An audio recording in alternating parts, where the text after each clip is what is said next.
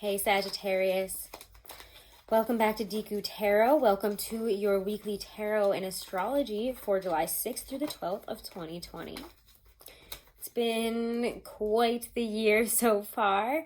Hopefully sometime in 2020 I'll be able to get back to my normal schedule of monthlies. It has just been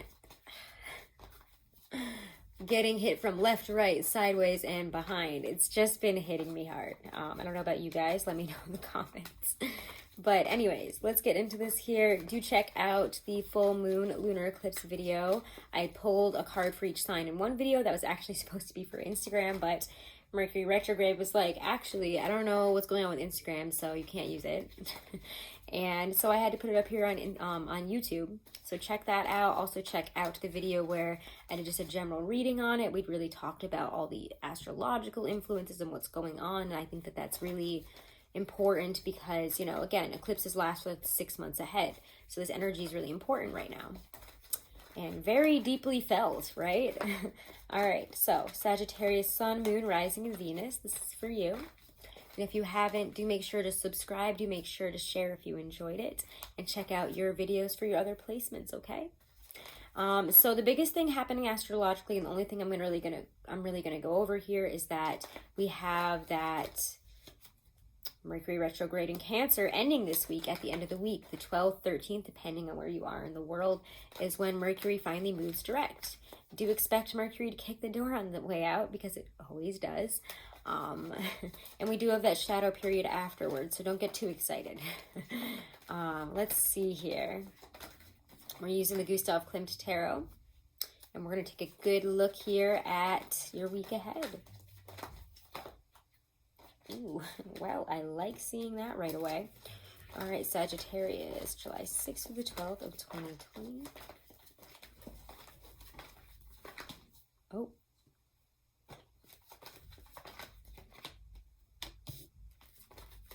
This is a really enlightening time. I feel like we're just getting hit with waves of blind being slapped off of us. They're like, you know, you're in a dead sleep and all of a sudden someone just throws water on you and you're awake and you're like, what is happening? Okay, I didn't expect that to come in. You're just getting punched in the jaw from the left, from the side, when you're just trying to walk down the street, eat breakfast. That's what I feel like the universe is doing to us right now. And I'm sure you've noticed. Although I'm also a Taurus and Uranus has been in Taurus, so I feel like it's been that way for years, but whatever. So everyone's getting a good taste of that right now. Wow. You have some 3 out of 4 major arcana right now.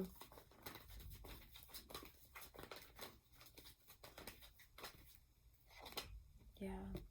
There's some deeply felt sadness, and I can tell that you guys have been feeling.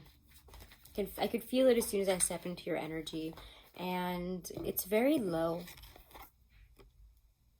It brings up a lot of your deepest fears, your deepest insecurities, and excuse me. You guys don't even feel like you want to talk about it. You know what? Let's not talk about all those things. But it doesn't feel good. We'll just say that. And we want to change, though, is what's really important here. So if there's been something about us that we haven't liked, if there's been something about us that has made us unhappy, or somebody in our life, the way something has been going. But again, it's very self-focused because your card was the first card to come out this week. And you're focused on you. You're ready to adjust, to take what you have learned, to take where you want to go and start manipulating your life as Sagittarians do. Let's start shooting arrows and going for it. Let's start running towards our goals. Let's start making things happen. Let's go. I don't even need a fully set plan. Let's just start doing it. I'm ready for it. I'm ready to adapt. I'm ready to change. I'm ready to enlighten and grow. To heal.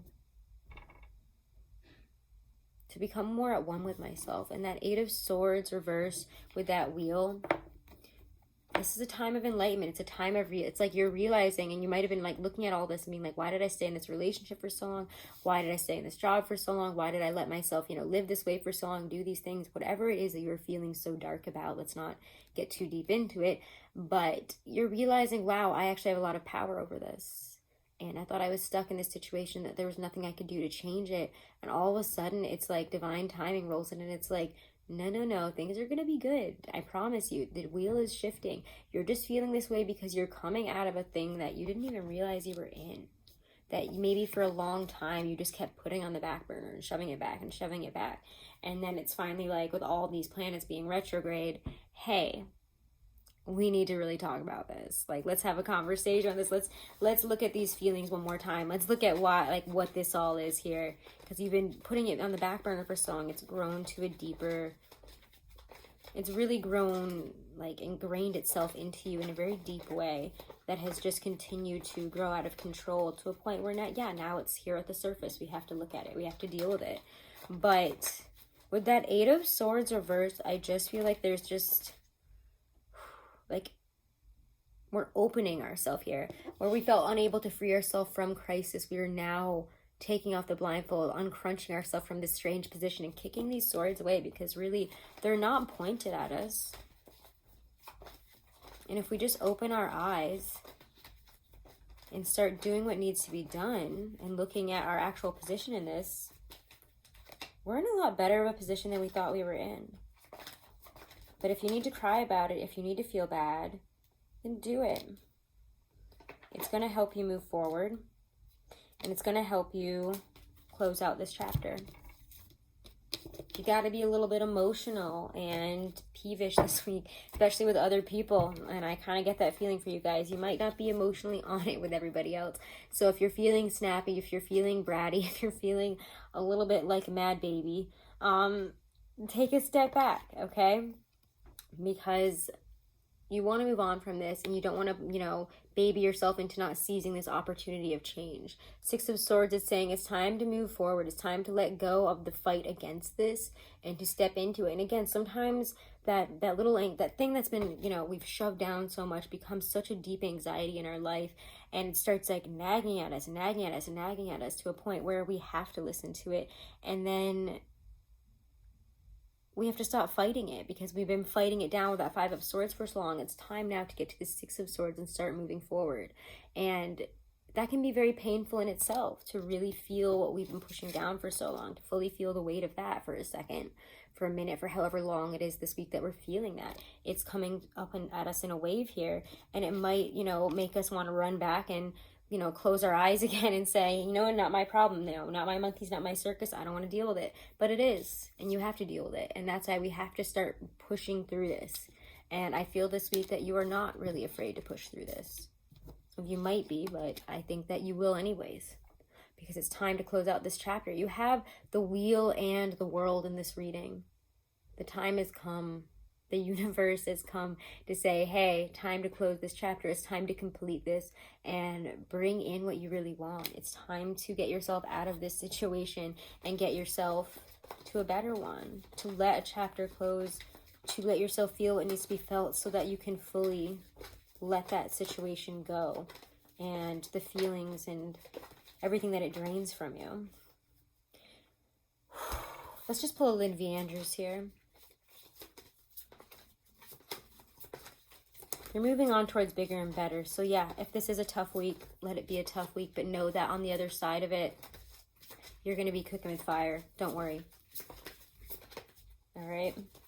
Sagittarius. Let's look at the Lindsay Andrews deck here. Ooh. We get Truth. What a beautiful card here.